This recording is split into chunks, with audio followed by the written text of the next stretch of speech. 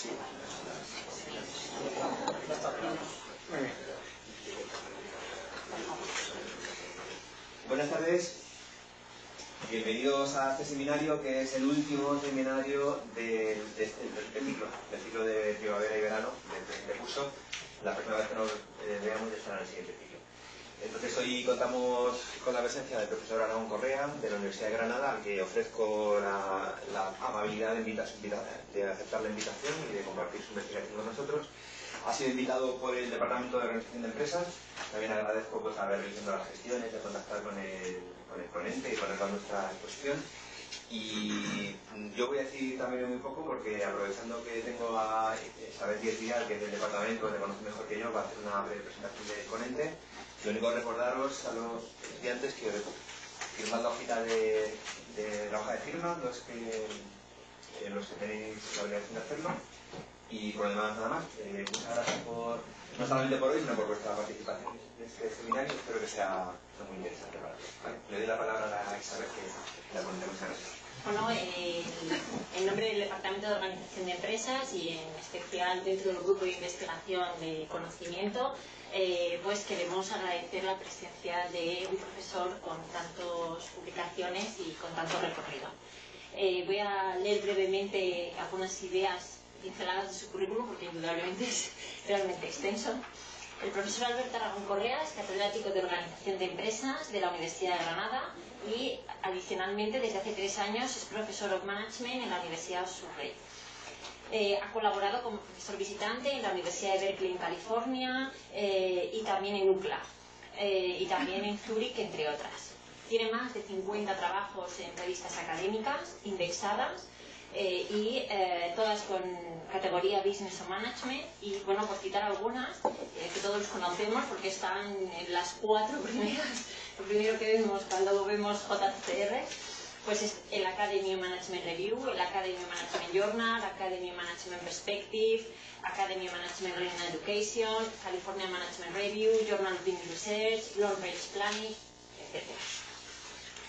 Pero no solamente son revistas de alto impacto, sino que también tiene muchísimas citas, más de 4.400 citas, de acuerdo con Google Scholar. Ha recibido varios premios del Consejo Social de Universidades de Granada y de Academy of Management por su investigación, y asimismo ha sido finalista del premio Carillon Dexter.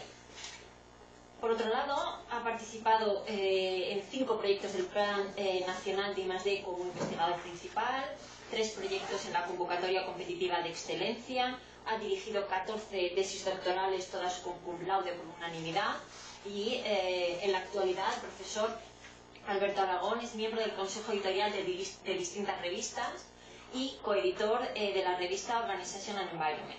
También es el editor principal de la serie de libros Organizations and Environment, publicado por Cambridge University Press. Como ven, pues estamos aquí ante un profesor que yo creo que nos puede aportar mucho en investigación y en publicaciones. Muchas gracias, profesor. Muchas gracias. Bueno, pues buenas tardes a todos. En primer lugar, dar las gracias a la Universidad Complutense y especialmente a los compañeros del grupo de organización de empresas por la invitación. Muchas gracias al apoyo, Javier, Isabel, por todas las gestiones de cara a estar aquí, y a la facultad por acoger estos seminarios. Bueno, mi idea esta tarde es hacer un repaso un poco general a distintos asuntos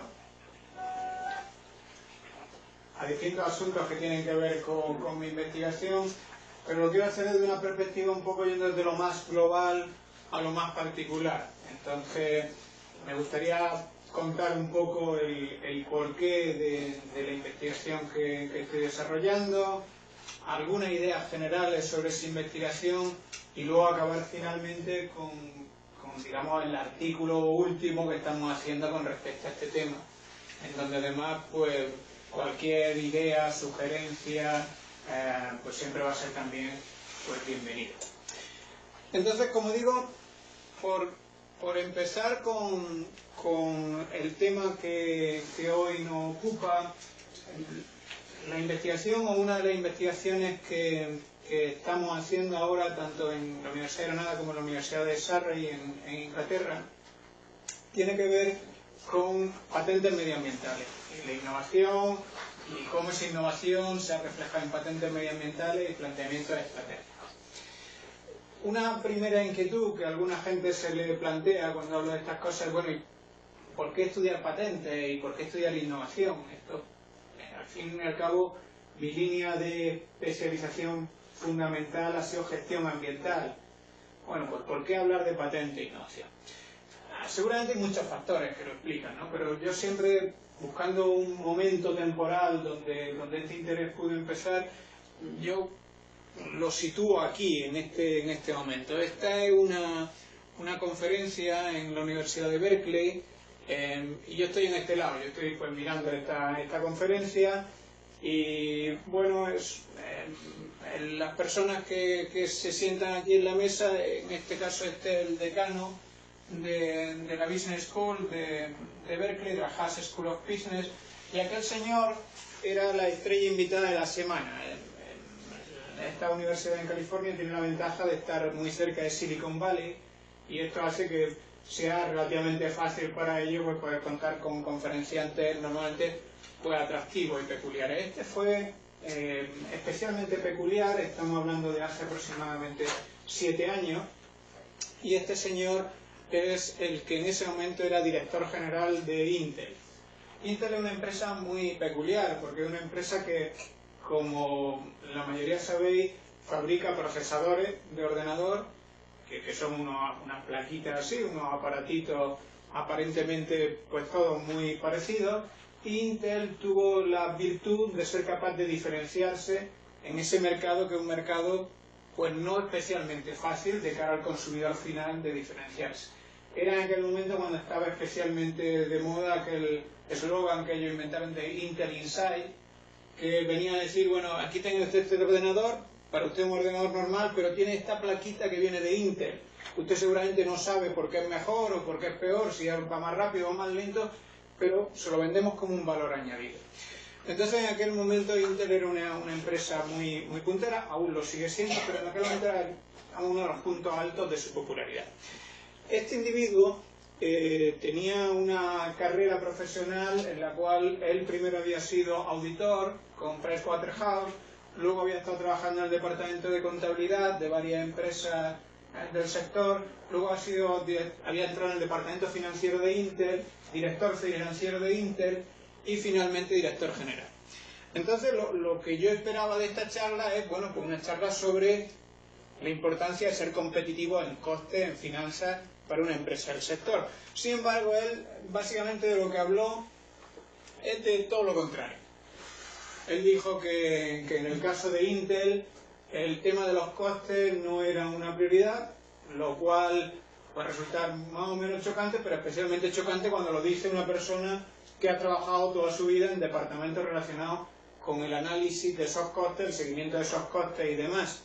Y él lo que planteaba en aquella conferencia es, para una empresa en un sector tecnológico ubicada en un país desarrollado, pues la innovación lo es todo, incluso aunque eso suponga un cierto perjuicio al tema de costes. La argumentación tiene mucho que ver con esta situación de que es una situación que es por todo conocido, pero que no deja de ser llamativa. Esta es la Organización Mundial del Trabajo, la WTO en español, hace este cálculo, que es un cálculo del año pasado, y es que un trabajador en una fábrica de Filipinas pues tiene un coste de en torno a $1.40 por hora, y un trabajador medio en Estados Unidos tiene un coste de $23 por hora. ¿Qué quiere decir esto? Pues quiere decir que una empresa que haga el mismo producto en Estados Unidos que en Filipinas tiene que ser 23 veces mejor para estar en una situación similar a una empresa haciendo lo mismo en Filipinas. Pero ser 23 veces mejor o ganar 23 veces menos no necesariamente es fácil. Lo que estamos viendo en todo el ámbito de las tecnologías y en los productos de mayor valor añadido es que aún así Silicon Valley y las empresas tecnológicas siguen ubicadas en Estados Unidos. Estamos viendo que en Alemania sigue existiendo la producción más avanzada, sigue estando en Alemania.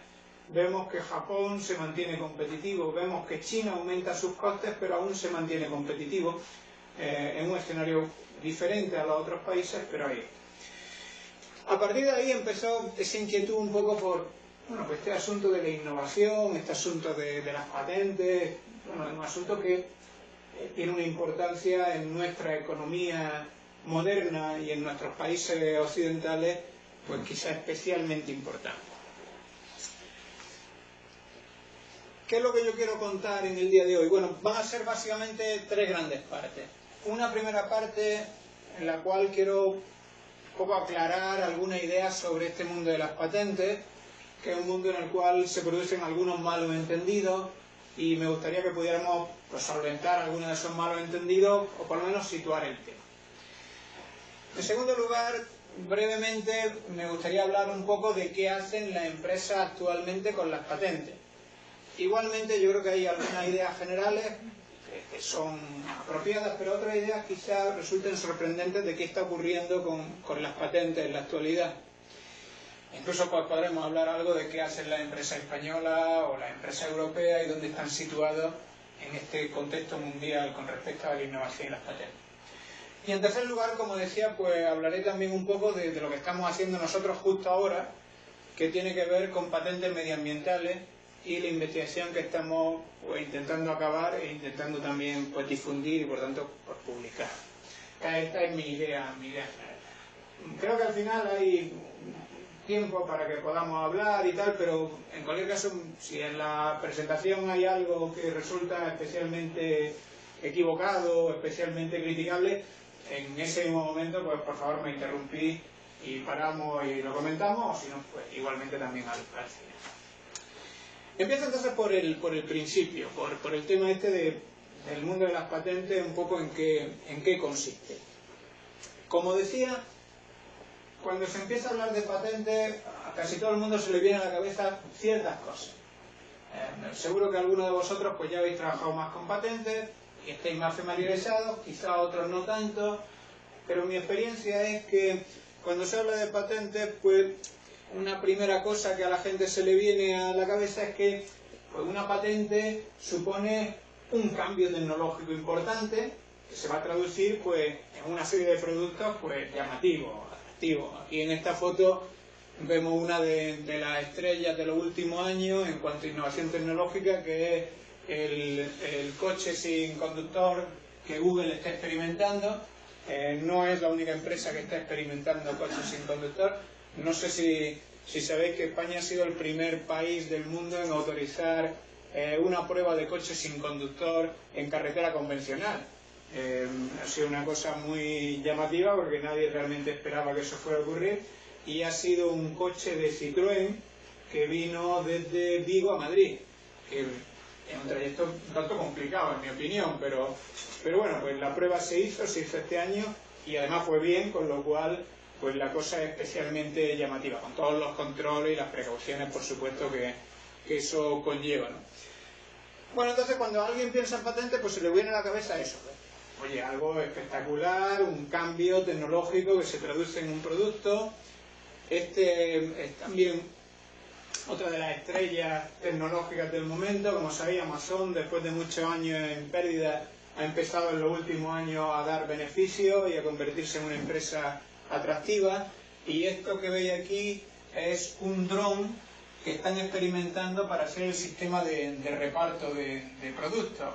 La idea es que ellos, en lugar de utilizar pues el típico repartidor o camión o tal, puedan repartir para según qué producto y según qué ámbito geográfico, pues con drones teledirigidos, desde una central y tal. ¿No? Esto que debe tener unas patentes detrás, pues para llevar el paquete, para geolocalizar, para que aterrice donde tiene que aterrizar, cámara, etcétera. Bueno, pues aquí debe estar el tema de las patentes. Pero al mismo tiempo también uno normalmente le viene a la cabeza alguna idea un poco extraña, ¿no? Cuando uno piensa en un inventor, en un señor que tiene una patente, pues se te viene a la cabeza que va a tener una máquina también a veces un tanto peculiar, un tanto estrambótica. Esa idea del inventor un poco chiflado, que va con una máquina que va a hacer unas cosas espectaculares, ¿no? Esta en concreto es una máquina que vi el año pasado en una feria tecnológica en Londres, y es una máquina muy peculiar porque lo que hace son palomitas de maíz, pero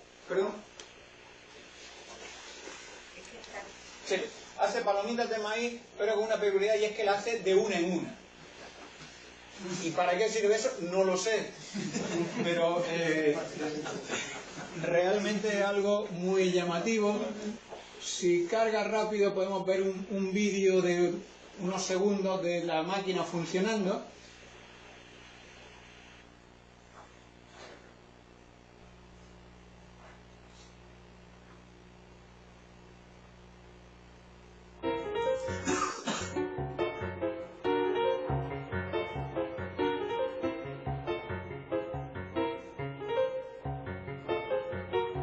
Aquí pone el maíz en el sitio donde está. Dándole a esa palanca cae la dosis justa de sal, la dosis justa de aceite. El señor se retira, ahora el maíz se está calentando, y en un momento pues se producirá la explosión de... Ahí está el maíz todavía calentándose. Ya lo han visto. Y no, y cae en su correcto, cae en su sitio, muy importante el señor. Y sigue funcionando automáticamente así, de uno en uno, durante pues un tiempo indefinido, hasta que se acabe el depósito que tiene. Se la come, es decir, no es trampa, y ahí está. Bueno, esta máquina está a la venta, no es una cosa...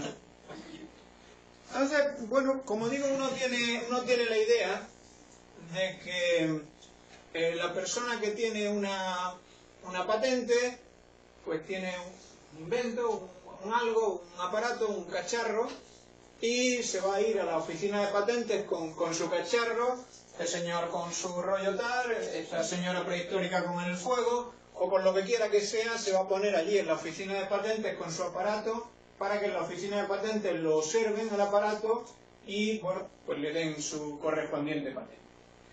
Esto está muy lejos de la realidad, esto no ocurre pues nunca. Con respecto a las patentes, yo decía que mi experiencia con las patentes viene de muchos ámbitos distintos. Quizás mi interés inicial desde el punto de vista académico viene de ahí, pero también ocurre por accidente, podemos decir, pero mi mujer estuvo trabajando en la Oficina Europea de Patentes durante 4 años, y yo cuando fui por primera vez a su oficina, pues yo esperaba ver este tipo de personajes allí. Yo esperaba ver una serie de señores, yo esperaba ver su oficina llena de inventos, y por tanto esperaba un sitio interesante, divertido. No es así. Una patente, básicamente, lo que hay en la oficina son papeles y abogados. Si alguien tiene una idea que pueda ser patentable, lo que hace es que rellena una serie de impresos, de formularios.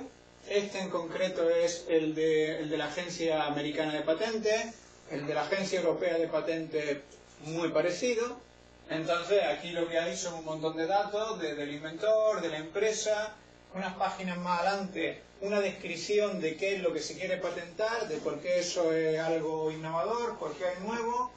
Normalmente lo redacta un abogado para que la patente sea lo más concreta y legalmente potente posible, y en la Oficina Europea de Patentes revisan todo eso que allí se ha escrito y lo aprueban o no. No ven el invento como tal, no se ve, ni hay obligación de desarrollarlo. Lo que se ve es un papel donde se explica algo, y esa explicación pues se patenta o no se patenta. Entonces, nos tenemos que olvidar de la idea romántica del inventor que ha descubierto algo y lo va a llevar a patentar. Esa idea romántica pues ya no se da. Son muy raros los inventores individuales que van a la oficina de patentes a inventar algo. Normalmente son empresas relativamente potente, donde el departamento legal pone en un formulario lo que en sus laboratorios están tratando de avanzar. Entonces, el primer asunto, una patente es un documento legal.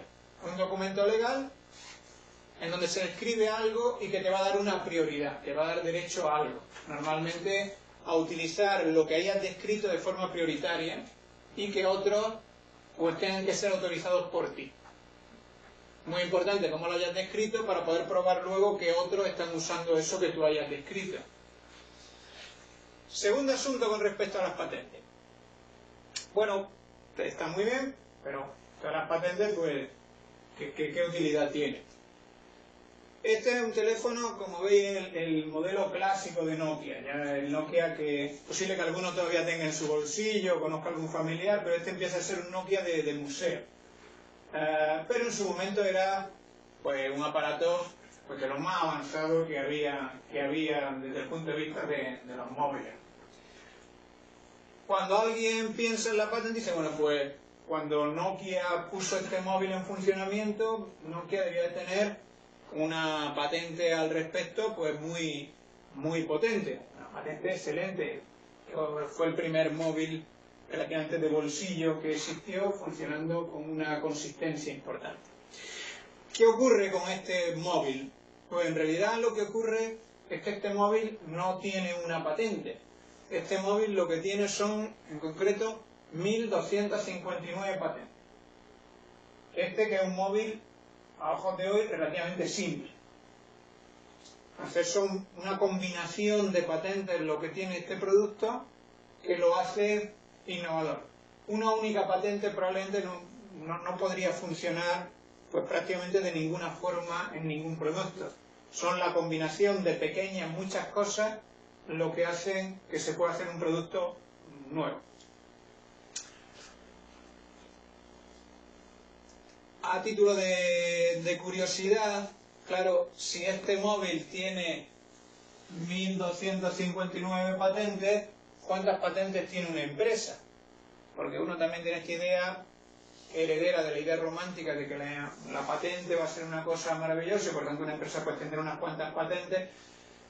Como ya podéis ir sospechando, no se trata de tener una patente, sino que se trata de tener muchas patentes. ¿Cuántas patentes puede llegar a tener una empresa?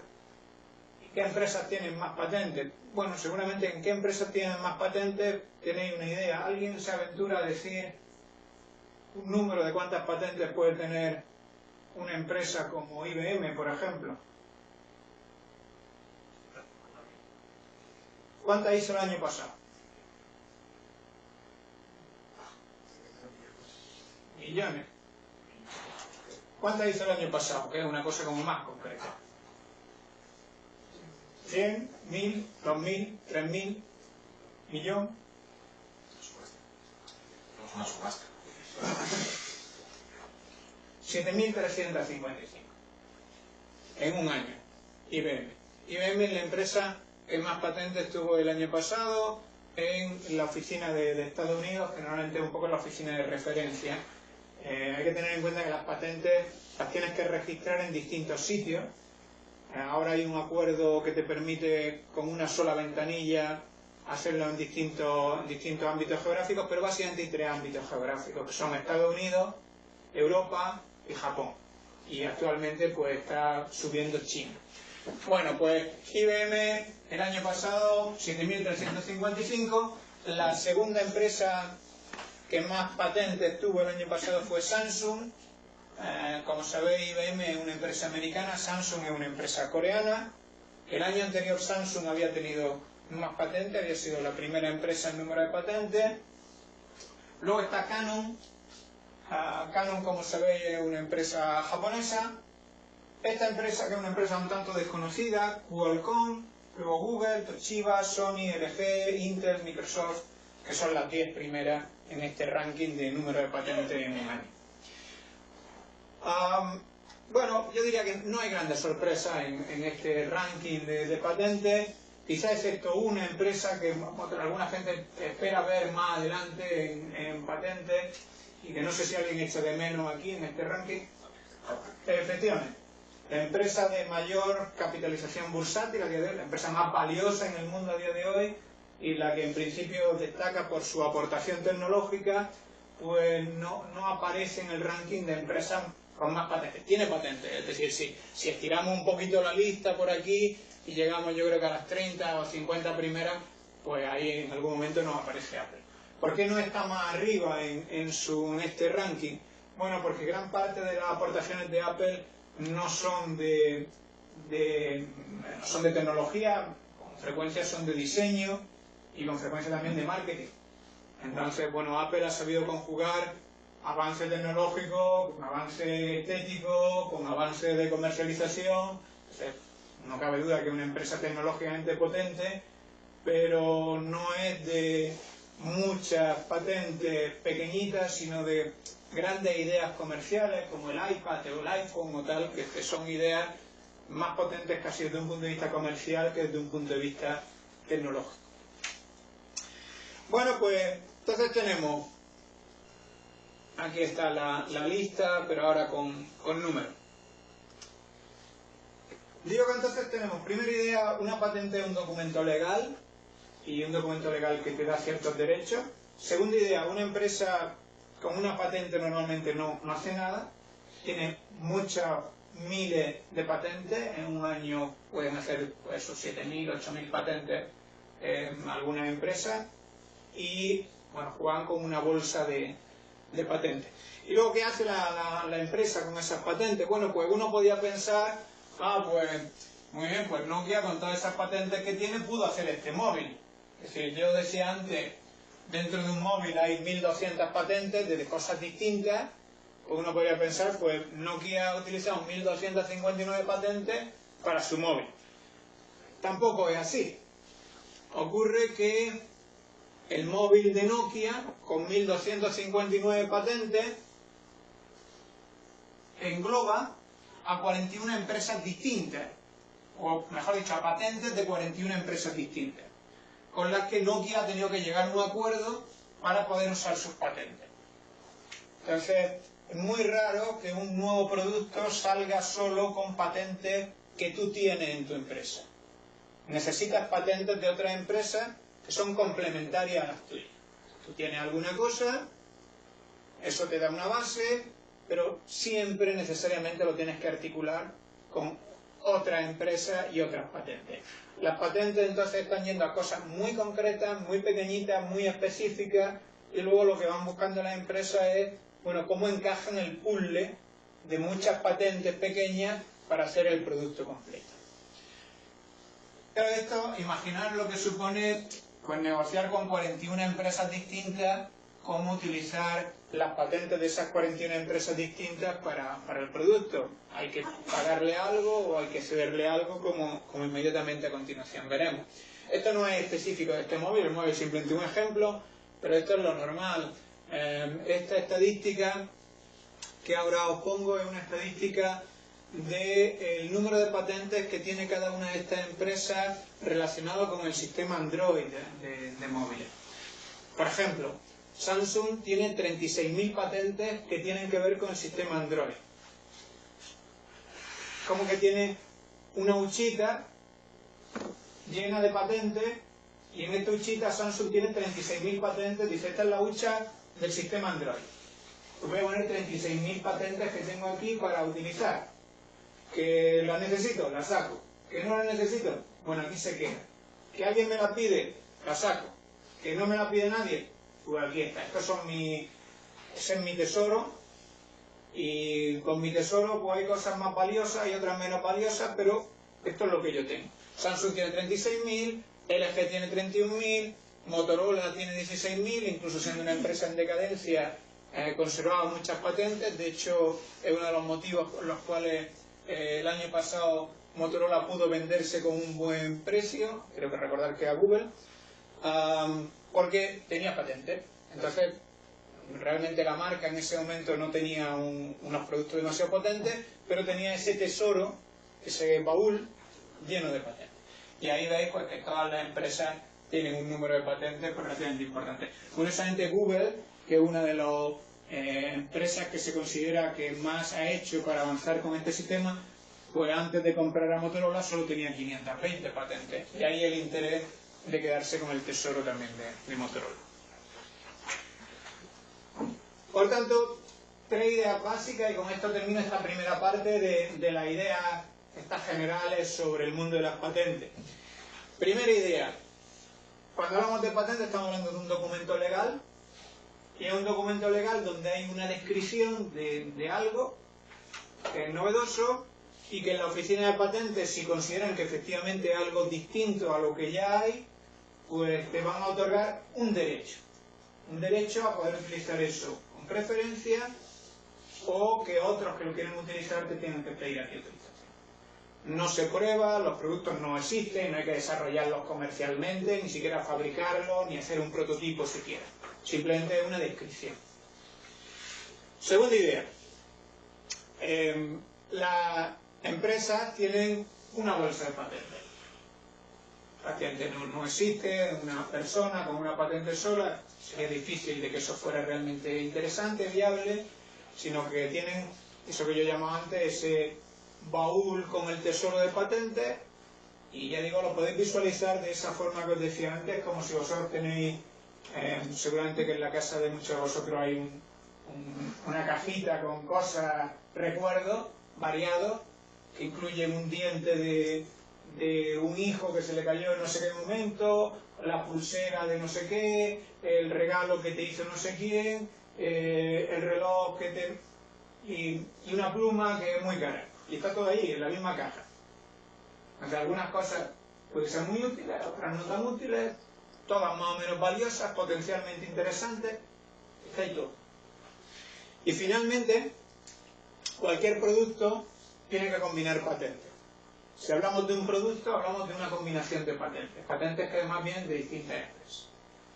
Por tanto, son 3 ideas que conviene tener en cuenta de cara a entender qué pasa en el mundo de las patentes. Si no, es complicado entender algunas de las cosas que luego vamos a ver. Bueno, pues esto hace que la máquina de palomitas, esa que hemos visto antes, pues es curioso, la máquina de palomitas no tenía ninguna patente.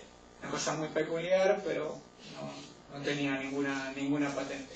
Y el coche de Google sí tiene muchas patentes, la cual la inmensa mayoría no son propiedad de Google.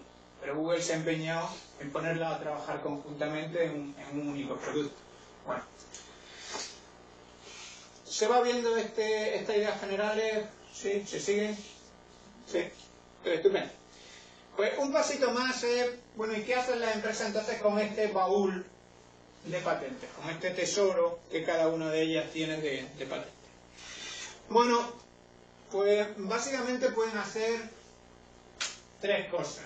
Comercializar, defender su innovación o una cierta estrategia oportunista.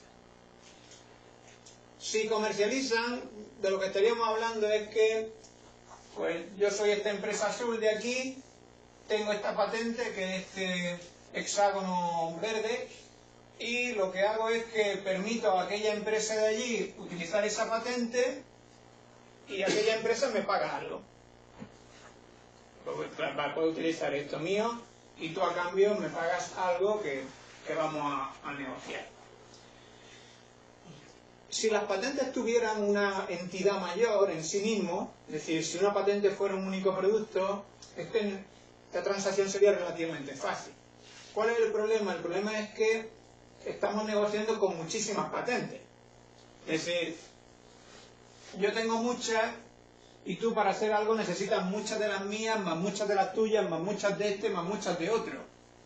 Entonces la comercialización está un poco complicada. Y además, existiendo abogados de por medio, es un proceso legalmente un tanto sofisticado. Segunda posibilidad.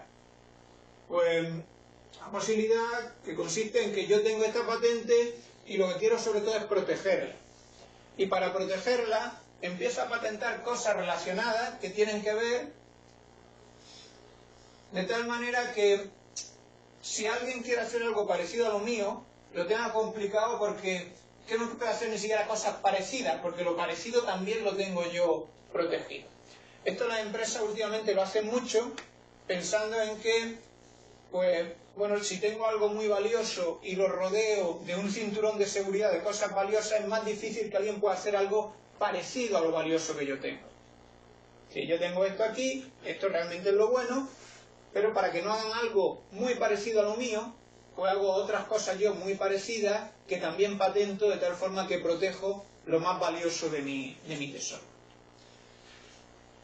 ¿Qué genera esto? Pues genera que prolifere mucho el número de patentes. El número de patentes ha crecido en los últimos 20 años, pues todos los años crece el número de patentes en el mundo y de una forma exponencial. Cada vez hay más patentes y las empresas tienen más patentes más rápidamente. Y tercera posibilidad, bueno, aquí sigue protegiendo con más y más patentes. Un negocio que ha florecido en los últimos años y que es un negocio de empresas troll en el mundo de los patentes, empresas que se dedican a una cierta estrategia de oportunismo. Dice, bueno, veo que este tiene esta patente. En algún momento tendrá que combinarlo con otras patentes. Bueno, yo voy a coger esto. Yo no lo quiero para nada. Yo voy a patentar esto, que ya verás como en algún momento le va a hacer falta. No tengo ninguna intención de desarrollarlo, ni de... Simplemente lo que hago es que cuando este empieza a desarrollar un producto innovador, este o alguna otra empresa a la que comercializa, llega un punto en que te falta mi pieza. Y la tengo yo. Y si la quieres, por supuesto, yo estoy abierto a negociarla, porque es que ese es su negocio, negociarla. Pero es una negociación un tanto asimétrica, porque tú has hecho aquí todo este desarrollo, que es un desarrollo costoso, de cara a lanzar un producto final, que es un producto importante para tu empresa, y tenemos esta otra empresa que básicamente lo que ha tenido es la visión oportunista de patentar algo, a veces simplemente como un documento legal. Estas empresas oportunistas con frecuencia no tienen ni siquiera un departamento de innovación, un departamento de I+D, tienen un departamento legal. Hay una especialidad, son los abogados de patentes. Los abogados de patentes pues redactan patentes. Y hay abogados especializados en redactar patentes en función de otras patentes. Es decir, yo veo que están haciendo otro y yo redacto algo que soy capaz de situar en ese escenario, de ponerme en medio, sin realmente tener una cosa demasiado potente, pero estar en medio. Bueno, pues estas son las tres cosas que pueden hacer las empresas con sus patentes. O las negocio, o la utilizo para proteger mis innovaciones, o intento aprovecharme de un contexto relativamente oportunista para hacer mi negocio. Bueno, pues, ¿qué genera esto? Pues genera un auténtico follón, un lío tremendo, porque, claro, las empresas tecnológicas necesitan de patentes que tienen otros, necesitan defender las suyas, necesitan estar seguros que nadie está utilizando las suyas. Las diferencias entre las patentes a veces son muy, muy pequeñas, son matices. Las oficinas de patentes intentan delimitar qué es una cosa y qué otra, pero al final, una vez que la oficina lo ha autorizado, tú tienes tus patentes y eres tú el que tienes que vigilar que no haya otras empresas que estén utilizando tus patentes. Y bueno, es muy interesante porque algunas de estas empresas que veis aquí, este mapa es un mapa de guerra de patentes. Cuando se habla de guerra de patentes quiere decir litigio que hay en tribunales entre distintas empresas en las cuales unas reclaman a otras que están violando sus derechos de patente. Y como veis, pues están todos los grandes nombres implicados. Está Google, está Microsoft, está Motorola, está Barnes que lo que se dedican es al lector de libros, que han tenido también bastantes problemas en cuanto a conflictos con patentes. Está por supuesto Apple, que es como veis centro de muchas disputas, bien porque otra gente le acusa a ellos de haber violado sus patentes, bien porque ellos acusan a otra gente de violar las suyas. Uno de los juicios más potentes ha sido Apple contra Samsung. Si veis algunos de los terminales de ambas empresas, pues aparte de la marca son muy, muy, muy, muy parecidos. Y bueno, entre ellos discuten cuál de los dos fue primero. Como es una discusión que se sustenta en un montón de miles de pequeñas patentes, es bastante complicado de dilucidar. Bueno, esta es la situación actual. Como veis en este mapa, incluso los que han hecho el mapa se han entretenido en tratar de reflejar si gana el juicio, pierde el juicio, si llega a un acuerdo o en trámite, y hay todo tipo de situaciones.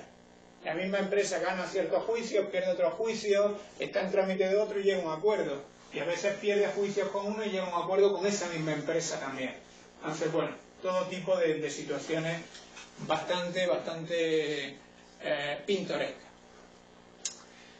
Bien, pues esta es la situación de qué hacen las empresas con sus patentes. Básicamente intentar ponerse de acuerdo con otras empresas para al final montar un producto.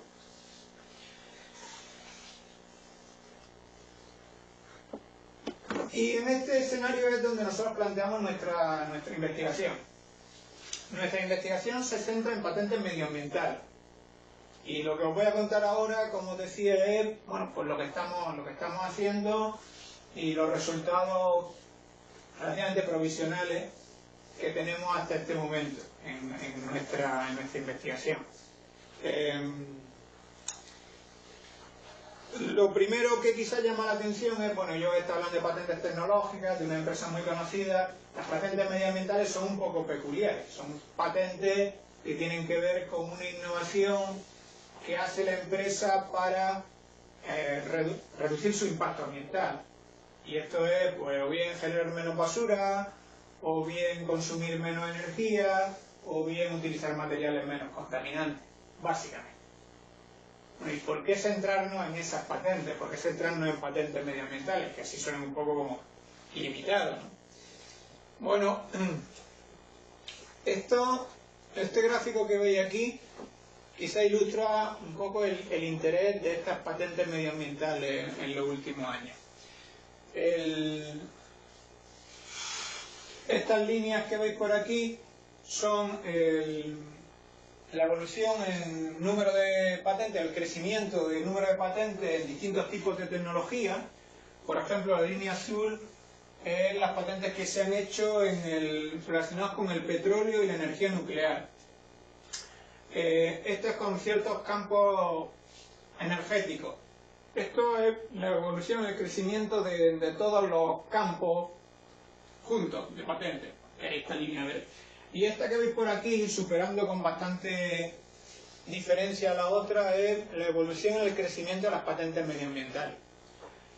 Como veis, entonces, las patentes medioambientales claramente desde que empieza la década de los 2000 sufren un incremento espectacular, un incremento que va mucho más rápido que el ritmo normal de crecimiento en otro ámbito, y que tiene que ver con problemas muy concretos. Tiene que ver con que el problema del calentamiento del planeta es un problema que, digamos, ya de alguna forma te puede parecer más o menos prioritario, pero que todo el mundo coincide que está ahí. Tiene que ver con grandes desastres de tipo medioambiental por parte de empresas que tienen distintos problemas. Tienen que ver con fenómenos meteorológicos que en parte se relacionan con eso y que generan, pues, problemas importantes en el mundo. Tiene que ver con sequías, tiene que ver con contaminación. En este momento me parece que sigue todavía ardiendo llano el vertedero de aquí, de neumáticos en Madrid. Creo que ahora dicen que está en proceso que ya se está apagando.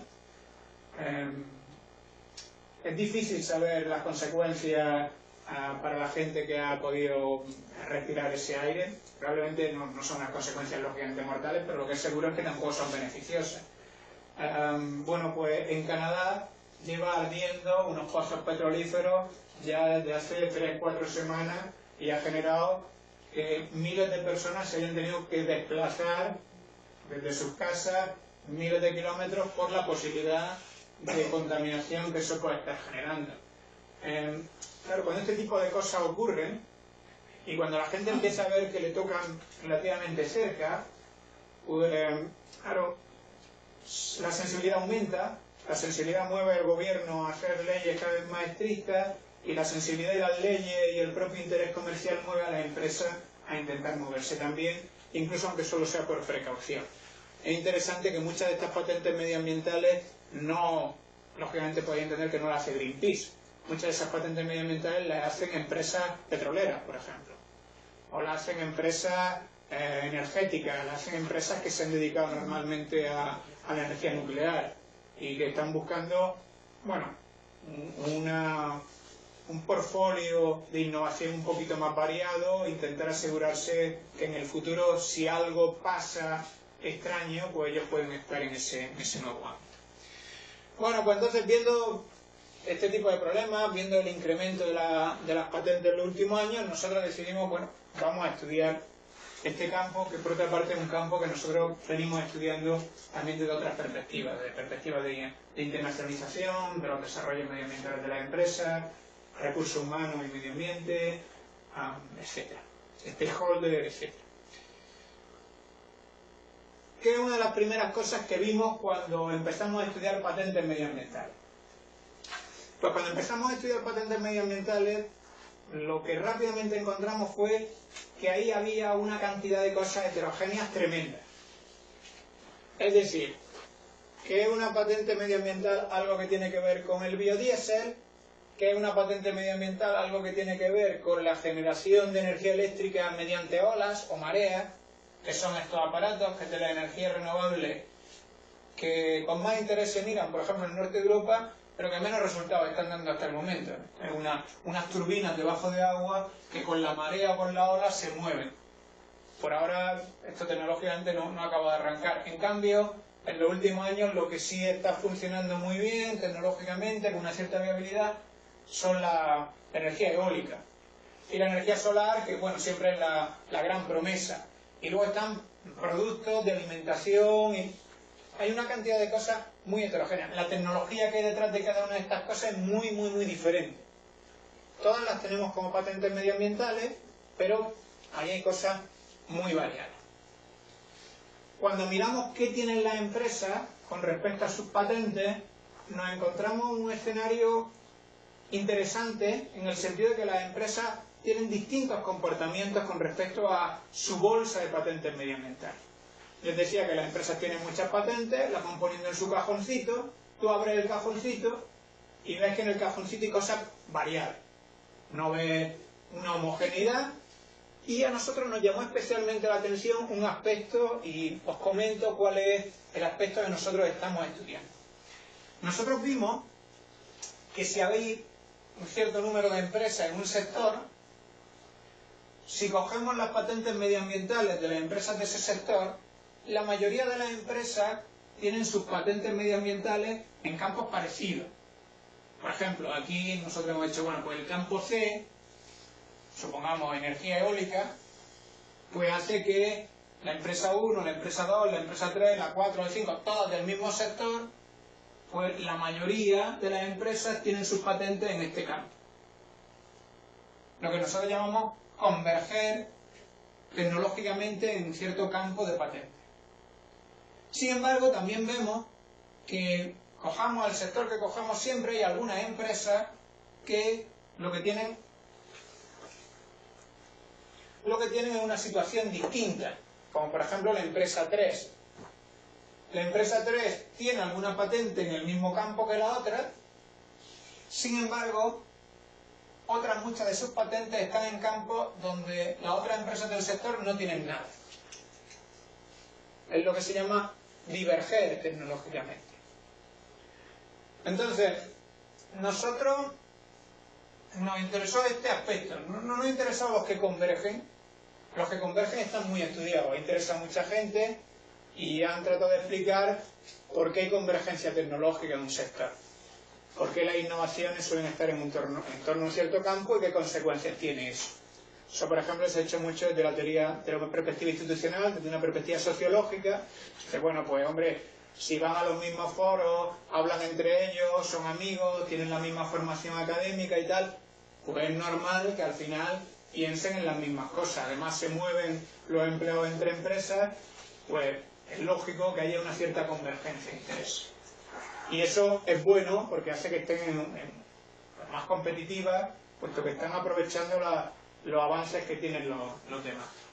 Bueno, que la convergencia está estudiada, es interesante, pero nosotros lo damos como, esto ya lo sabe. Y nosotros lo que queremos saber es de los otros, de los, entre comillas, de los raros, de los que divergen. ¿Por qué esta empresa empieza a poner sus patentes en campos que no tienen nada que ver con los campos normales de su sector? ¿Y qué consecuencias tiene eso? Cabría esperar, según la teoría institucional, que fue unas consecuencias negativas. Es decir, estos andan más despistados que un pulpo en un garaje. Esta gente están haciendo cosas que no tienen nada que ver con su sector. Y esto debe ser que no se relacionan con otras empresas de su sector, que los directivos pues no tienen redes de relaciones profesionales con los otros, debe ser que están buscando cosas muy atípicas que como mínimo les serán rentables en el largo plazo. Pongámoslo en el mejor de los escenarios. Y bueno, pues lo raro, a lo mejor en el futuro, largo plazo, acierta. Nosotros queríamos ver si eso era verdad. Por ahora no hemos encontrado que nadie hubiera hecho eso y por eso a nosotros nos interesó. Vamos a hacerlo nosotros a ver qué encontramos. Vamos a ver por qué hay empresas que tienen una divergencia tecnológica en sus planteamientos medioambientales y qué consecuencias tiene eso.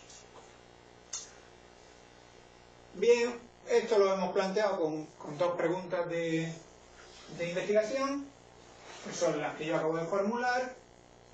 ¿Qué factores explican la divergencia tecnológica medioambiental y qué consecuencias tiene esa divergencia tecnológica medioambiental?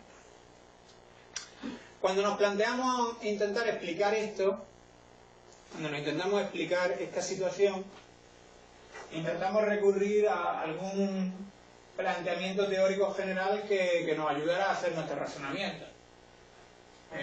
Ya sabéis, especialmente los estudiantes de doctorado, que lo tienen ahora más fresco, que hay una serie de perspectivas. Los profesores también lo tienen muy fresco, que duda cabe, pero me refiero que los estudiantes de doctorado lo están sufriendo más en su día a día de esta última semana o mes. Pues digo que hay distintos planteamientos teóricos que se suelen utilizar como base cuando se hace investigación en gestión de empresas. Entonces, lo que se llaman paradigmas. Paradigmas de recursos y capacidades, la teoría institucional, la teoría de la agencia. Como sabéis, un paradigma pues un conjunto de planteamientos que tratan de explicar por qué y cómo funciona una empresa. Lo que pasa es que muchas veces cuando hablo de los paradigmas también me gusta llamarlo, entre comillas, obsesiones. Es decir, los investigadores llega un momento en que miran la empresa y la miras con una cierta obsesión en la cabeza. ¿Por qué esta empresa hace? Pues lo hace porque tiene unos recursos que son mejores que los otros y le permite hacer esta. Y la otra no lo hace porque no tiene esos recursos, porque no sabe. Y a partir de ahí todo lo ves con esos ojos, con cierta frecuencia lo ves con esos ojos. Lo de la teoría institucional.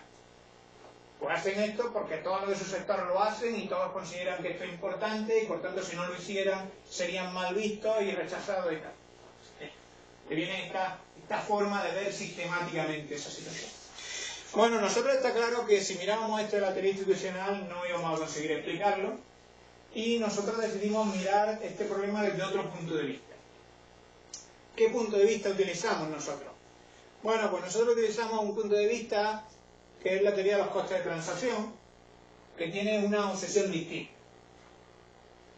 Para los que no estén muy situados, la teoría de los costes de transacción, simplificando, lo que viene a decir es, pues, cuando una empresa tiene que hacer algo, tiene que decidir si lo hace internamente o lo hace negociando con otra empresa.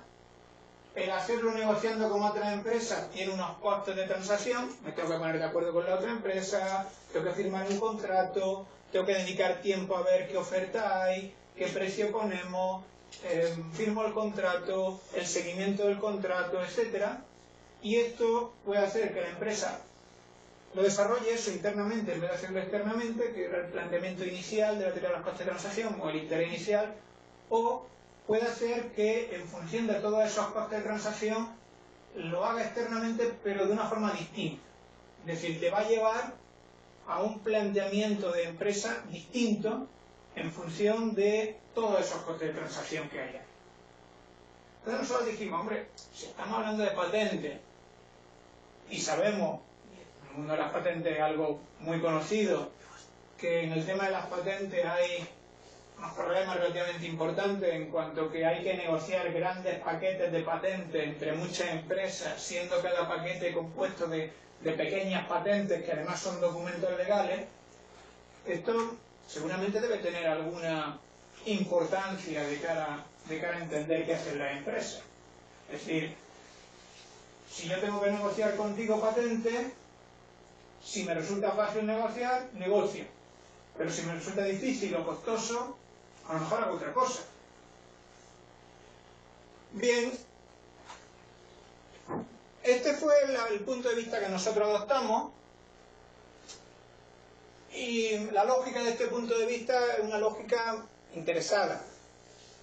Por una parte, una lógica un poco novedosa, no es una lógica que se haya aplicado mucho en la teoría de patentes. Esto va a ser algo que nos va a costar justificar. Nos estamos esmerando a intentar explicar esta lógica. Todo el mundo asume que hay muchas transacciones de patentes, pero bueno, cuando se está estudiando un campo desde una perspectiva durante mucho tiempo, pues es difícil también ahora entender, oye, ya lo vas a estudiar, pero eso no era para hacerlo internamente. Si las empresas no lo hacen internamente, ya, pero también está esta otra perspectiva. Aquí estamos. Nuestro punto de vista interesado es porque nosotros detectamos que esto nos puede ayudar a entender ese fenómeno de la divergencia. Nosotros decimos, es que si tú tienes que negociar tus patentes en el mismo campo en que están todos, la dificultad de llegar a un acuerdo en esos campos va a ser mayor a si tú llegas a un acuerdo en campos donde solo estás tú. O estás tú y otro más, o estás tú y empresas que no son de tu sector, que es una situación que nosotros vemos más cómoda para la empresa. Si tú no tienes que negociar con tus competidores, sino que negocias con otras empresas de otros sectores para ese intercambio de patentes, para ese intercambio de innovación que estamos hablando. Entonces esto hace que las otras empresas, entre comillas, aprieten menos, estén dispuestos a ceder sus patentes con una mayor facilidad, que tú también puedas ceder tus patentes con mayor facilidad, y por tanto que reduzca ese riesgo de oportunismo que pueden tener si estás donde están todos.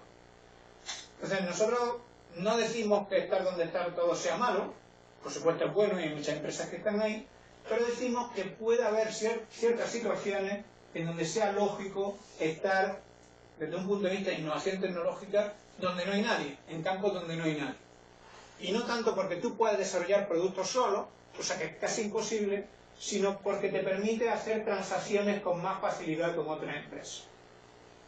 Incluso si tú tienes que hacer transacciones con empresas de tu sector, es decir, si tienes que negociar algo con las empresas de tu sector, tú puedes conseguir negociar algo más fácilmente si lo que estás pidiendo a esa empresa de tu sector es algo que para ellos no es relevante, porque está fuera de sus campos tecnológicos normales.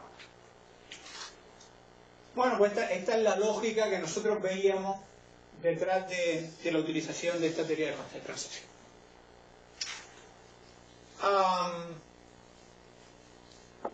Analizando la teoría de los costes de transacción, pues veíamos que hay distintos factores. Voy a acabar aquí ya muy rápidamente. Veíamos que hay distintos factores que la teoría de costes de transacción identifica como factores que ayudan o dificultan a hacer transacciones, que generan más o menos facilidad para hacer transacciones. Por ejemplo, la intensidad de la innovación de la empresa, el alcance de la innovación, el grado de expertise de la empresa en un determinado campo o su poder de negociación. Nosotros decíamos que si estos factores estaban presentes en una empresa, pues esa empresa iba a llegar a una situación de divergencia tecnológica y esa divergencia tecnológica además iba a ser positiva, iba a ser buena desde un punto de vista de rentabilidad. En contrario también se puede entender, es decir, si una empresa está con una divergencia tecnológica que no tiene nada que ver con esta situación, entonces el desempeño, esto no le va a ayudar a su rentabilidad, lo sitúa en un campo marginal. Pero si tú has llegado a esa situación en congruencia con tus costes de transacción, entonces, y esta es la congruencia, esta hipótesis que planteamos, la rentabilidad va a ser importante. De esta forma hemos planteado distintas hipótesis. Si alguno tiene interés, luego puedo comentar alguna de ellas de forma más detallada, pero básicamente, posiblemente ilustrar con la primera. Por ejemplo, nosotros lo que decimos es, pues, si hay una empresa que tiene una inversión tecnológica muy importante, entonces tiene un incentivo para estar en campos de divergencia, esa intensidad tiene una relación positiva. Si el alcance es un alcance muy variado de sus innovaciones medioambientales, entonces no le va a interesar esa divergencia, etc. ¿Dónde estamos estudiando esto? Bueno, lo estamos estudiando en un ámbito que es el de las patentes medioambientales. Lo hemos ido a la Oficina Europea de Patentes, hemos utilizado la base de datos de la Oficina Europea de Patentes. Estar en este campo tiene la ventaja de que está todo muy sistematizado. Tiene el inconveniente de que normalmente está sistematizado no para investigadores, sino para abogados, en unos intereses distintos en los campos y demás. Pero bueno, una vez que te sitúas, por ejemplo, en una patente hay en torno a 5 o 6 fechas de referencia. La fecha en que se presenta, la fecha en que se decide pasar a la siguiente fase, la fecha en la que se resuelve, la fecha en la que se apela, la fecha... Para nosotros, en el primer momento fue una sorpresa. ¿Cuál de las fechas es la que a nosotros nos interesa? Bueno, ahí al final acabas entendiendo cosas, pero no, 6.400 patentes del año 2000, patentes medioambientales, del año 2005 al 2009, que era lo último que estaba disponible en el 2012, cuando empezamos a gestionar esto. Ahora me parece que estarían disponibles hasta el 2011, en un determinado sector.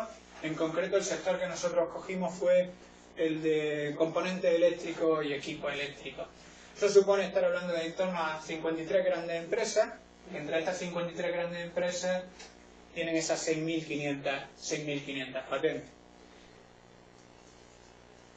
Nuestro análisis provisional nos ha llevado por ahora a este modelo, y es un modelo donde hasta el momento tenemos esa situación ideal que nos gusta ver a los investigadores, que es que hay muchas estrellitas. Si hay estrellitas, quiere decir que hay significación estadística, quiere decir que algo puedes decir. Entonces nosotros por ahora podemos decir que nuestras hipótesis parecen ir en el buen camino. Y a lo mejor nos estamos equivocando en algo y al final resulta que no es tan buen camino.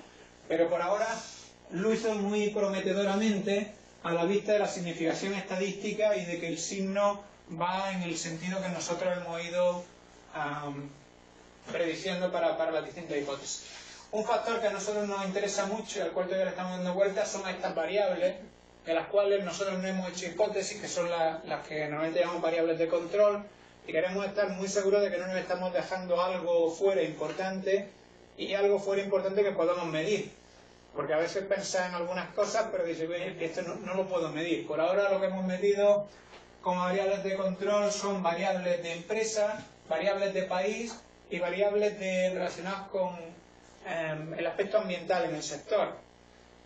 Aquí siempre hay un terreno abierto a cualquier avance adicional. Por ahora, al principio metimos menos, conforme hemos ido metiendo no nos hemos encontrado cambios en la parte de abajo, que es la parte sobre la cual nosotros hacemos la hipótesis. Bueno, y básicamente esto es lo que yo quería contar. Recapitulando un poco, lo que quería contar era situaros un poco a grandes rasgos en el mundo de las patentes, sobre todo en esta idea de que las patentes son documentos legales y que las empresas tienen muchas, y además para un producto concreto se necesita mucho y de muchas empresas.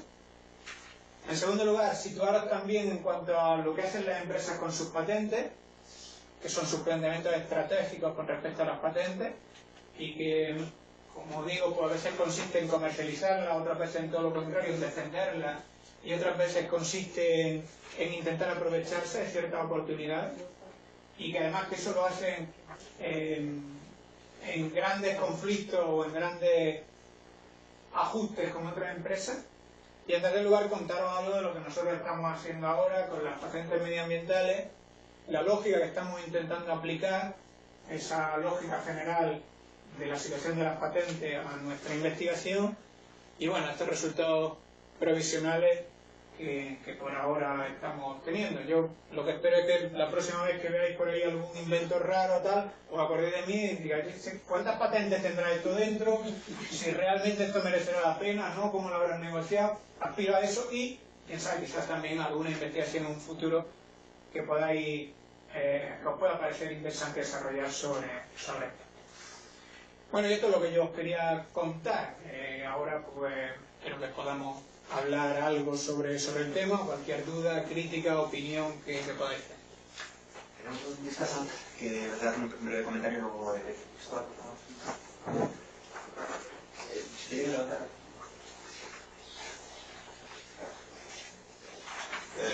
Lo primero, dar las gracias al profesor Aragón Correa por esta facilidad explicativa, ¿no? Después de haber leído el paper y manteniendo al seminario se entiende fenomenal, ¿no? Ser el discurso de alguien como usted no es fácil, ¿no? Con sus conocimientos, con su trayectoria. Vamos a ver, al analizar el paper me ha parecido muy interesante precisamente por esa nueva perspectiva que se da, ¿no? Siempre se han trabajado mucho el tema de la convergencia, sin embargo, saber ver esa especificidad diferente de todas las empresas de la divergencia, que es en muchos casos muy contraintuitivo, ¿no? Precisamente por lo que ha explicado usted antes, ¿no? Estos elementos que son propios de la convergencia, sin embargo hay empresas que su estrategia es la contraria. Saber ver, analizar eso, siendo precisamente, porque una de las cosas que comentaba en la exposición y en el paper es a través de la teoría de los procesos de transacción, y yo creo que en parte precisamente por eso, es decir, esa racionalidad limitada que está debajo de la teoría de los costes de oportunidad, saber ver cómo poder sacar rendimiento a través de esa divergencia en las patentes. Viendo además, analizando como lo analiza el paper, una forma detrás de otra, ¿no? Como esa convergencia, que a veces, muchas veces es normalización, como hacen muchas de las empresas, como intentan esa convergencia por normalización, genera elementos contrarios, ¿no? Genera pues esos litigios, genera esa regalía, genera esos atracos, ¿no? Como lo comenta en el artículo, ¿no? No quiero alargarme mucho más.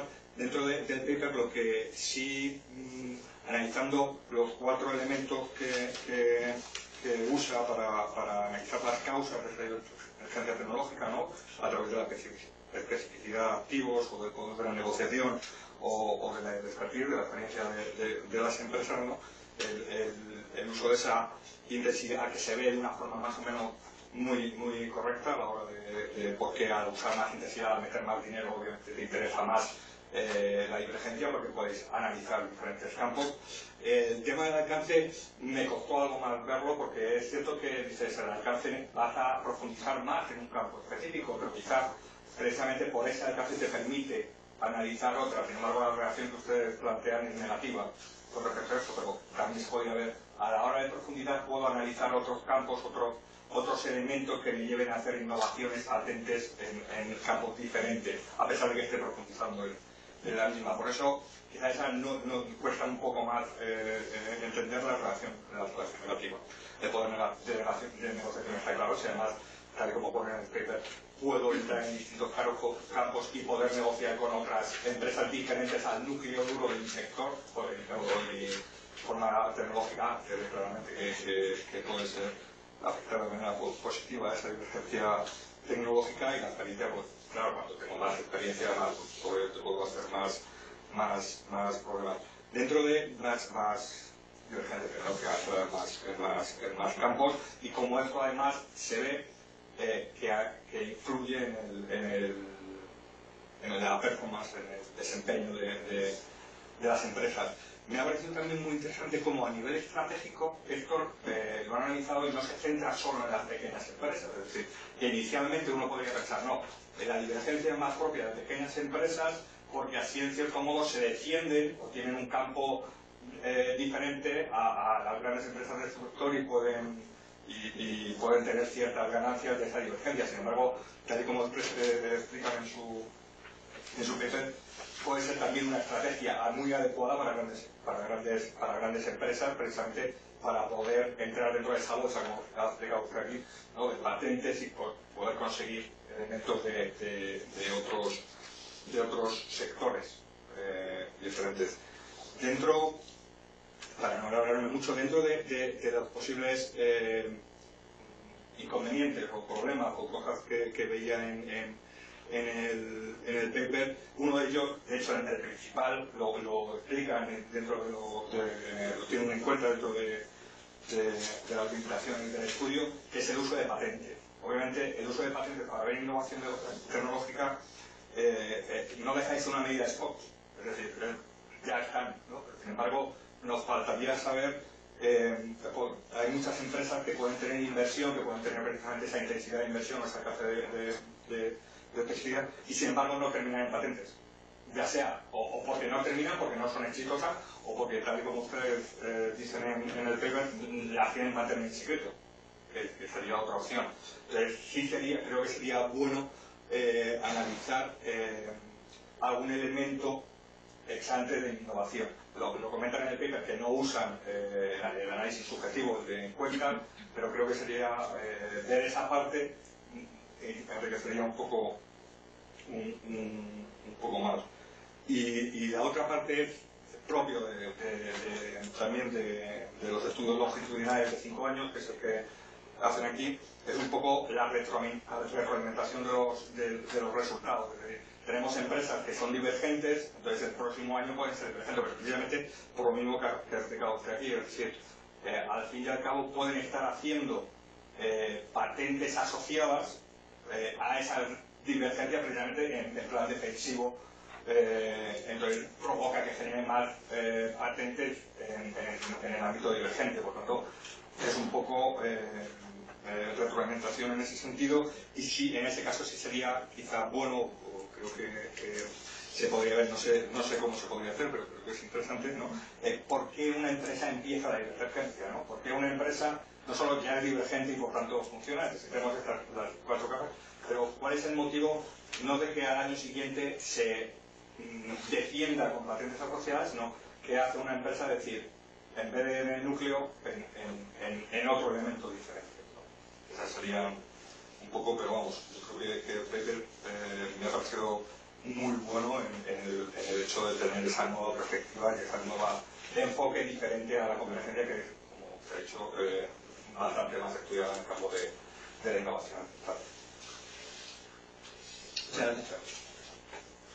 No, bueno, sobre todo darte las gracias, Víctor, porque primero por las cosas que ha hecho posible, segundo también porque me ayuda a completar algunas cosas que a mí se me olvidaba decir o que no había planteado. Es muy interesante esto lo que te has fijado tú de las pequeñas empresas y las grandes empresas, porque efectivamente existía la sensación de que quizá el que va buscando los campos un poco raros, pues podía ser la pequeña empresa que va huyendo del enfrentamiento directo con la grande empresa.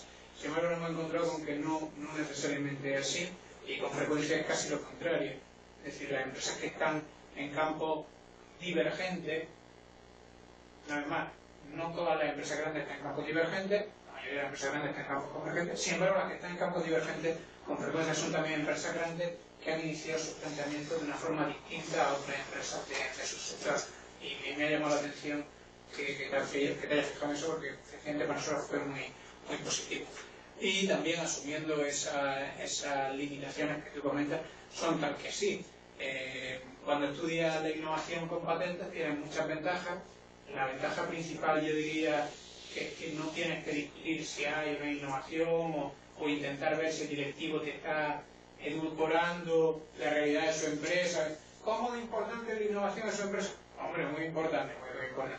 Difícil que un directivo, esto pasa como con las fronteras, lleva usted armas, cuando vaya a los Estados Unidos se lleva embajado, lleva usted armas, insultar, lleva drogas, claro, todo el mundo marca que no. Bueno, pues en los cuestionarios que nosotros hacemos, yo creo que muchas veces los directivos pueden tener también esa sensación de que le estamos haciendo un cuestionario parecido al que nos hacen a nosotros cuando viajamos al extranjero, ¿no? Esta es la ventaja. ¿Cuál es el inconveniente? El inconveniente efectivamente es que solo ves una parte de la innovación, aquellas que se traducen en patentes, y no necesariamente son todas, y además las ves muy al final, las ves cuando ya se han producido y se han materializado. Por lo tanto, puedes estar perdiéndote detalles que son relevantes. Esto con las patentes así, no cabe otro. Pero vamos, sobre todo darte las gracias por Una pregunta sobre las grandes empresas. Entonces, las grandes empresas normalmente tienden a ser divergentes. No, la mayoría de las empresas en un sector tienden a ser convergentes. Si bien, cuando vamos a mirar qué empresas no son convergentes, vemos que hay un número relativamente importante y donde vemos empresas grandes y pequeñas, pero curiosamente, o de una forma un poco sorprendente, en función de lo que la literatura había señalado como posible, vemos que entre las divergentes hay más grandes que pequeñas. Entonces, cuando se habla de poder de negociación como hipótesis, está inversamente correlada con el poder de negociación. Es decir, a menos poder de negociación, más divergencia. Lo que decimos es que si tú tienes poder de negociación en un determinado campo, tienes más tendencia a poder diverger en ese campo. ¿Por qué? Bueno, pues porque puedes hacer un uso más efectivo de ese poder de negociación en la divergencia que en la convergencia. Entonces, lo que nosotros estamos diciendo es que puedes utilizar mejor tu poder de negociación en un campo divergente que en un campo convergente. Te pongo un ejemplo relacionado con los trolls. Si un troll tiene una patente que te hace falta y tú eres Apple, te van a pedir mucho más dinero que si eres una empresa menos potente. Esto, desde un punto de vista lógico, no puede ser si Apple es una empresa con un poder de negociación grande. Sí, pero con respecto al troll, ese poder de negociación grande se vuelve en su contra, porque realmente el troll lo que detecta es una necesidad de esa patente más importante que si era una empresa pequeña o está en campos divergentes. Entonces, esto es lo que nosotros ahí intentamos un poco descubrir o rascar un poquito más allá, ¿no? Está muy bien, el poder de negociación es útil desde acá, pero quizás es más efectivo, como ahí señalamos, cuando está en campos divergentes que cuando está en campos convergentes, donde tiene otras empresas con poder de negociación similar o donde otras con poco poder de negociación pueden tener una conducta oportunista que te haga incrementar tus costes de transacción. Sobre estás dibujando un poco los grandes conflictos sobre los tribunales donde se suelen terminar ese tipo de discusiones. Estos son tribunales locales, suele ser siempre, por ejemplo, de la jurisdicción de Nueva York, o esto va en Europa parecido a la Suprema Justicia. No, el tema del derecho de patente es un mundo tremendamente sofisticado. Como yo decía, hay especialistas, abogados especialistas en derecho de patente, igual que nosotros conocemos los abogados penalistas o no sé qué, me parece un campo relativamente restringido. Es todavía más específico este tema de los abogados de patentes, que solo se suelen dedicar a eso, al mundo de las patentes. Cuando hay un conflicto entre patentes, el primer sitio donde lo intentan resolver es en un tribunal que las propias oficinas de patentes establecen. Lo que pasa es que no necesariamente es un punto final del proceso. Quiero decir, la oficina, por ejemplo, la Oficina Europea de Patentes, la EPO, en su sigla en inglés, que es como normalmente se le conoce, lo que hace es que hace una resolución y te permite apelar. Luego, si hay un conflicto entre empresas, la empresa puede recurrir a la Oficina Europea de Patentes o a la Oficina Americana de Patentes o a la Oficina Japonesa de Patentes, que actuaría como un cierto árbitro en ese conflicto. A veces se resuelve ahí y otras veces las empresas, bien porque han tomado una cierta precaución de que no van a aceptar ese arbitraje necesariamente, o bien porque ni siquiera quieren ir allí, se van a un tribunal normal, y ahí viene la dificultad de que un tribunal normal, que yo sepa, en España no ha habido ningún juicio importante, por lo menos, relacionado con patentes. Sí ha habido algunos relacionados con marcas, que es un campo un poco distinto, pero no con patentes. En los tribunales normales, el juez normal oye abogados especialistas en patentes y trata de tomar una resolución final, ¿no? No hay una apelación al Tribunal de Derechos Humanos ni cosas así, pero son juicios un poco complicados, en donde con frecuencia las empresas al final intentan llegar a un acuerdo antes y, pues por darte un ejemplo, hay una forma relativamente fácil de llegar a acuerdos que es: tú eres una empresa que tiene 1000 patentes en el campo de Android, yo tengo 800, firmamos un acuerdo que tú puedes usar las mías y yo las tuyas. Y ya está, porque como tengamos que ir una a una, el coste de esa transacción es tan alta que no nos interesa. Igual en los juicios. Los juicios más conocidos son los de Apple contra Samsung, y esos juicios se han resuelto en tribunales californianos, que es donde Apple ha planteado la demanda. Y cuando se han resuelto han afectado solo al mercado americano, al mercado estadounidense.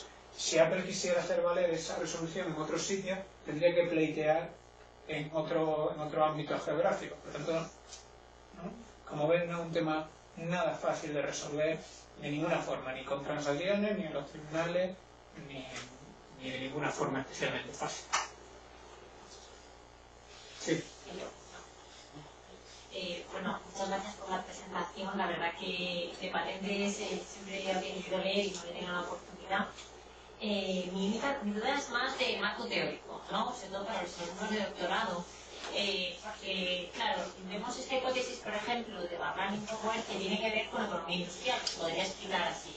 O cogemos lo del scope tecnológico, que se podría explicar por recursos y capacidades.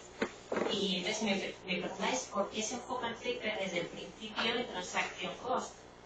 Bueno, fue relativamente la lógica de escoger estas variables y no otra, es una lógica de esa teoría de los costes de transacción. Cuando uno estudia la teoría de los costes de transacción, encuentra que en la teoría de los costes de transacción lo que han analizado mucho es qué factores pueden explicar que los costes de transacción se incrementen y que eso puede llevar a conductas oportunistas. Y eso es el gran núcleo, la gran base de lo que han estudiado en teoría de costes de transacción, es eso. Y haciendo un repaso a lo que ahí hay, básicamente son esos 4 factores, los factores que señalan como factores que pueden incrementar los costes de transacción. De tal forma que nosotros ahí no hemos sido especialmente originales, innovadores, simplemente hemos dicho, bueno, pues vamos a ver si esto que la teoría de los costes de transacción dice en general, que explicaría que los costes de transacción aumenten y por tanto que la empresa tenga más dificultades para ir establecer una relación dentro de ese ámbito, se ocurre dentro de este ámbito de las patentes. Nuestra dificultad ha sido trasladar el concepto a la variable. Es decir, muy bien, ¿esto cómo se mide cuando estamos hablando de patentes medioambientales? Entonces, yo digo que si hablamos de costes de transacción, estas variables nos venían dadas. Es verdad que algunas de las variables nos podrían llevar a otras perspectivas, como tú muy bien dices. Bueno, pues, hombre, ¿por qué no estudiar el environmental expertise desde el punto de vista de recursos y capacidades o de la perspectiva de conocimiento? Pues sí, nos podría llevar a eso. Lo que pasa es que también, como sabes, normalmente casi cualquier concepto es susceptible de verse desde distintos puntos de vista, pero si los pones todos a la vez, al final lo que te sale ahí es un gazpacho muy complejo de entender, donde al final encuentras argumentos de todo tipo, a favor, en contra. Nosotros hemos preferido tomar un enfoque y ser coherentes dentro de nuestro planteamiento, con esta dificultad que digo, que no sé tanto la elección de las variables, la elección del concepto como la medida en forma de variable. Entonces, totalmente de acuerdo. Quizás otras perspectivas podrían ser útiles aquí. Seguramente si usáramos otras perspectivas, cualquiera de las perspectivas que hemos nombrado funciona bien con algunas de las variables, pero no con todas las variables. Estas 4 variables son las variables propias de la teoría de costes de transacción, ahí son muy congruentes. Si quisiéramos usar otra perspectiva, lo podríamos hacer. Yo plantearía otras variables distintas. A lo mejor alguna sería la misma, pero seguramente iría a otras variables distintas. Sí, dos preguntas. Yo tenía 2 preguntas de larga. Una, oímos mucha gente que no nos quiere bien, nos dice a menudo que somos muy malos en España, la universidad española está muy mal, Y una de las cuestiones es porque en los rankings no estamos entre las mejores del mundo, como si está el fútbol, o no el fútbol. Y nos dicen, por ejemplo, también, una crítica que nos hacen es que no registramos patentes. Mira lo malos que sois, que no registráis patentes. Entonces, en cuanto a patentes, pues nosotros aquí, en el doctorado, nosotros decimos, tenéis que publicar, JCRs, publicar. Y nosotros mismos publicamos. Pero yo no me planteo registrar patentes, ni lo digo a los alumnos de doctorado, ni nada. Entonces la pregunta como experto es, ¿está justificada esa crítica de que no generamos patentes? ¿O lo que hacemos debería generar patentes y deberíamos espabilar y generar patentes? ¿Qué hacemos? Esa es la primera pregunta. Y la segunda, ya más, un poco más desde el ámbito ambiental, es, hace como 2 años tuve ocasión de por distintas circunstancias pasaron por delante de mí todas las tecnologías energéticas que hay en España, todas las plataformas. Y me sorprendió mucho que la plataforma tecnológica de hidrógeno y pilas de combustible nos sacó unos datos internacionales y según esos datos, la tecnología no renovable que con diferencia más patentes se está registrando en el mundo es precisamente esa, la de hidrógeno y pilas de combustible. Sobre todo a través de empresas privadas, fabricantes de coches, sobre todo. Entonces mi pregunta, eso a mí me llamó mucho la atención, incluso a veces en foros en los que estoy lo digo, el hidrógeno y pilas de combustible. Pero entonces como experto, yo no soy experto en patentes, como experto en patentes, y así hablo de pronto, y suponiendo que esto sea verdad, ¿eso es alguna señal de que eso, el hidrógeno y pilas de combustible, que no lo vemos en el futuro inmediato, que sí tiene futuro, que va a venir, que va a ser importante? Como experto en patentes, ¿qué señal nos podría indicar eso en cuanto al futuro potencial de esa tecnología renovable? Muchas gracias por las dos preguntas, que abordan temas pues, distintos pero interesantes ambos. Con respecto a la primera, respecto a la situación española en el ámbito de las patentes y demás, bueno, es verdad que España es un país que no tiene muchas patentes y en el ranking de patentes, pues realmente estamos por debajo de nuestro puesto en cuanto a Producto Interior Bruto, distintos niveles de desarrollo, renta per cápita, etc. Es decir, estamos más atrás en patentes de lo que nos correspondería estar en ranking en función de otros indicadores, ¿no? Pero bueno, esto tiene una lógica y esto tiene una explicación. Una primera explicación es el tipo de empresas que nosotros tenemos en España, en nuestro sector productivo, que es un sector muy basado en servicios y además especialmente dentro de los servicios en turismo.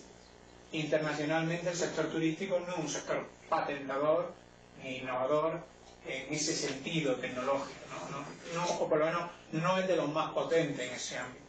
Entonces, claro, tienes España, donde tiene un sector que no es muy patentador. En segundo lugar, la empresa española, el tejido productivo español, es muy rico o es especialmente abundante en pequeñas y medianas empresas, más allá incluso de otros países.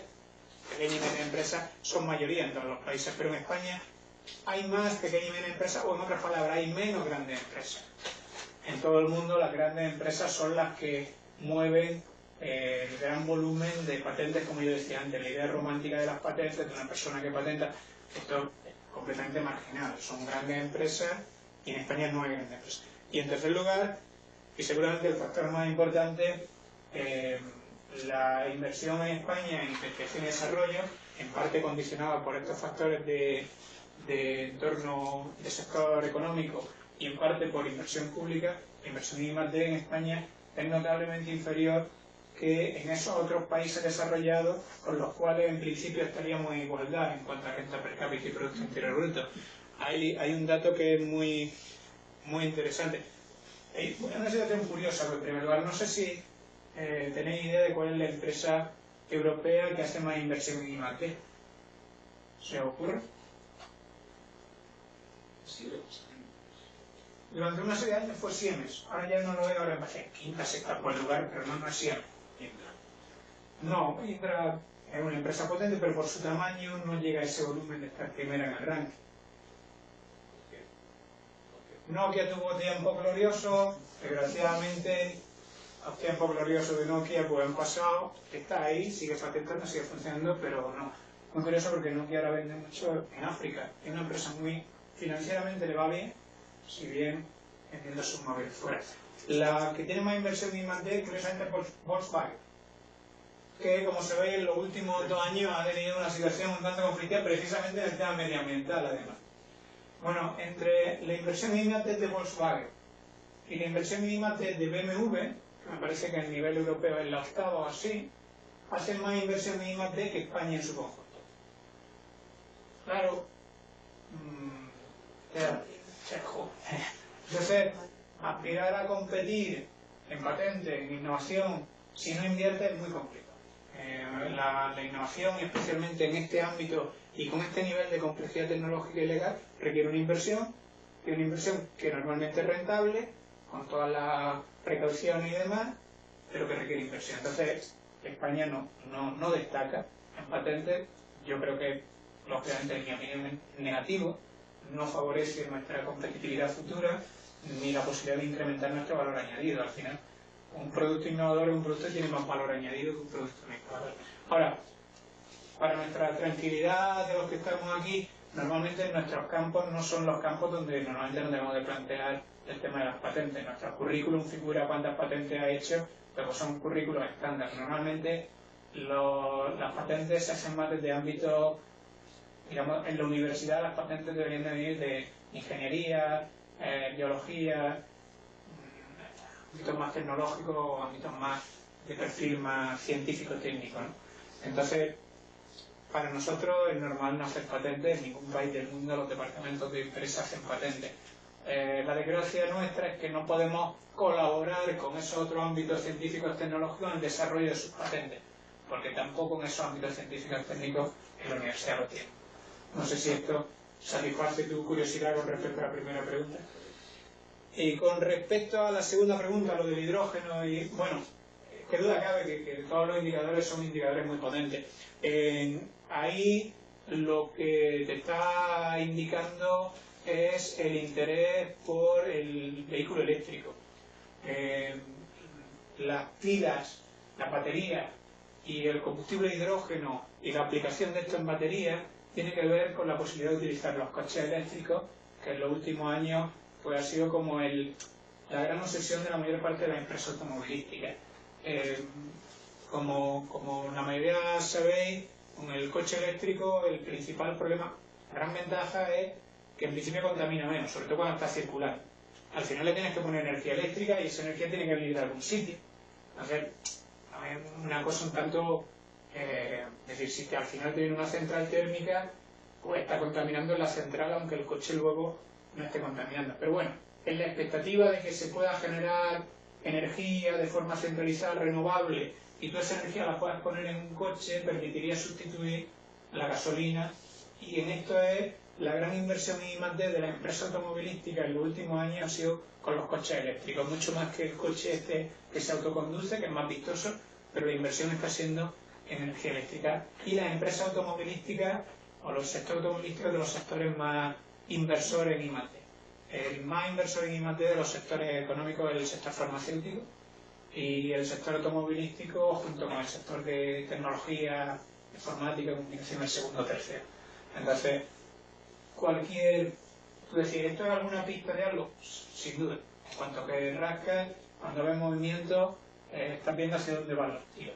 Y en el sector automovilístico, los tiros están apuntando a los coches eléctricos como alternativa futura menos contaminante a los coches convencionales que ahora mismo estamos normalmente acostumbrados. A mí la pregunta atrás me parece la última para no alargar. Bueno, yo en primer lugar quería agradecerte que estés hoy aquí en nombre del Departamento de Organización de Empresas, precisamente del grupo de investigación que, como sabes, tenemos una línea de innovación medioambiental y que nos debe proyecto. Entonces, una sola curiosidad, si recuperan la diapositiva donde aparecían las firmas y los campos, ¿te acuerdas? Sí, sí. Aparecía la divergencia, ¿no? Entonces, una curiosidad, menos yo no entiendo bien, ¿no? ¿Cómo miden los campos? O sea, campo E, campo A, campo B, eso que son industrias, aplicaciones. Claro, Una pregunta muy oportuna, muchas gracias. El tema es, nosotros aquí lo que estamos analizando son patentes. Como yo decía, lo bueno que tiene trabajar con patentes es que es un documento legal donde casi todos los campos están ahí de alguna forma. Entonces, cuando una empresa solicita una patente, especifica a qué campo se refiere y luego la oficina de patentes los confirma. De tal manera que, por ejemplo, esta patente, este circulito sería una patente. Pues cuando la empresa ha solicitado esta patente ha marcado que su campo es el campo C. Todas estas patentes que nosotros estamos analizando han sido clasificadas como patentes medioambientales por la Oficina Europea de Patentes. Si la Oficina Europea de Patentes ha hecho esta medioambiental. Esto tuvo sentido porque además durante un tiempo las oficinas de patentes han estado dando prioridad en el análisis a las patentes medioambientales. Fue un compromiso político. Con las patentes medioambientales van a tener prioridad de gestión y menos costes y tal. Entonces, cuando llegaba, la empresa lo solicitaba como patente medioambiental, la oficina europea lo confirmaba o no lo confirmaba, en general tendía a confirmarlo, otras cosas porque es bastante complicado decir que algo no es medioambiental si se empeña la empresa en decir que lo sea, menos energía, menos impacto, menos basura y tal. Entonces ese es un primer punto de clasificación. Todas estas son medioambientales, pero en segundo lugar, luego se clasifican también en función de su ámbito tecnológico. El ámbito tecnológico puede ser, por ejemplo, que se refiera a basura, a combustible, a reducción de las materias primas que se necesitan para generar un producto o a una mayor reciclabilidad. Cada uno de estos asuntos que estoy diciendo sería el campo tecnológico.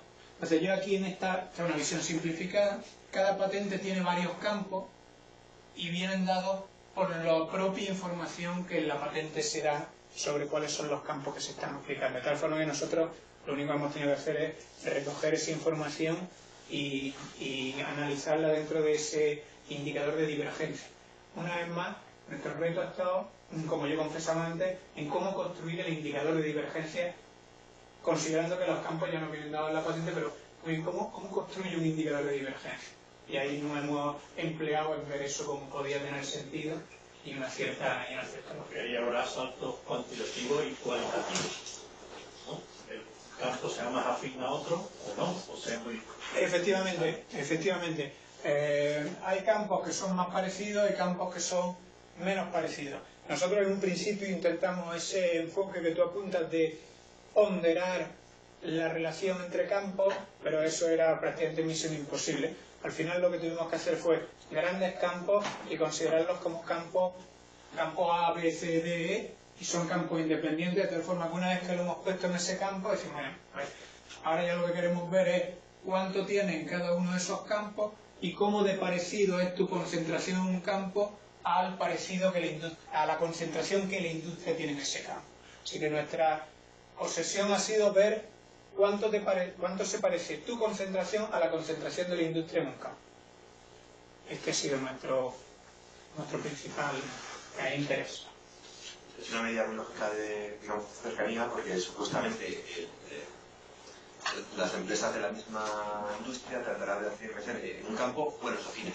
Entonces, si estoy en un campo afín, pues eso lo puedo observar viendo que las empresas de ese sector también hacen... Sí, efectivamente. En parte tu preocupación al comparar con el campo general, en parte se ve de alguna forma compensada. De todas formas, yo digo que en última instancia, como nuestra preocupación era esa preocupación de competitividad estratégica en el sentido de diferencia o similitud con tu industria, pues decidimos por algún sitio de avanzar aquí y vamos a avanzar en este sentido de ponerlo en grandes categorías y ver la diferencia con las grandes categorías de la industria. Con independencia de si es más o menos lógico desde un punto de vista tecnológico el que estas categorías tengan congruencia o no. Se supone, como muy bien indica, que sí tienen una congruencia lógica en cuanto que la industria lo está haciendo en esa forma. Bueno, pues muchas gracias. Damos por concluido entonces el seminario, damos un aplauso a las personas.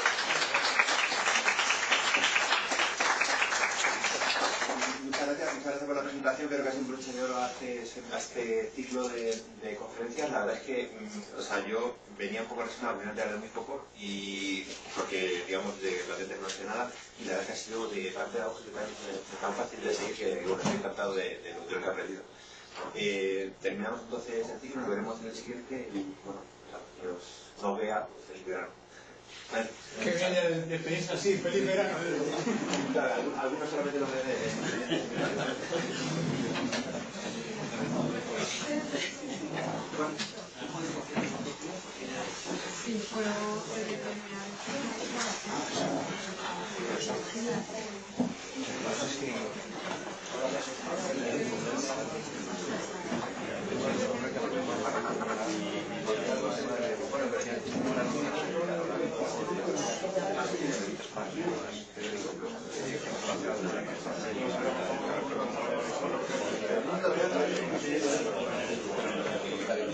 Salimos de la producción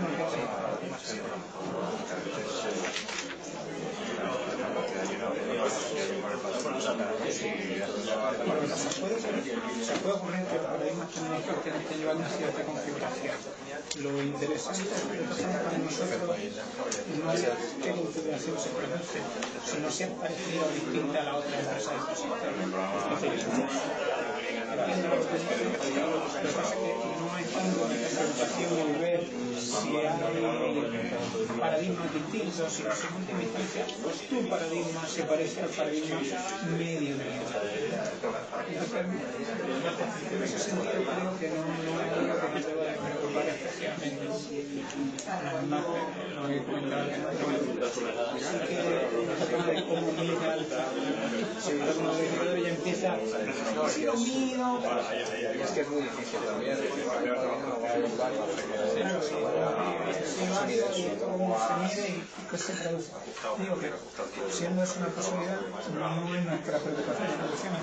Esta empresa, paradigma, para utilizar tu terminología, paradigma medio del sector, mi paradigma es parecido al medio del sector o no, yo estoy en unos campos en cuanto que entendiendo que el paradigma es lo que me está llevando más la mano.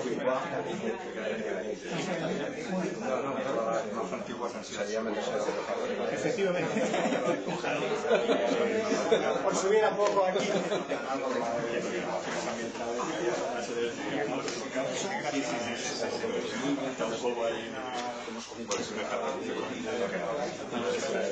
Bueno, Alberto, enhorabuena. ¿Cómo lo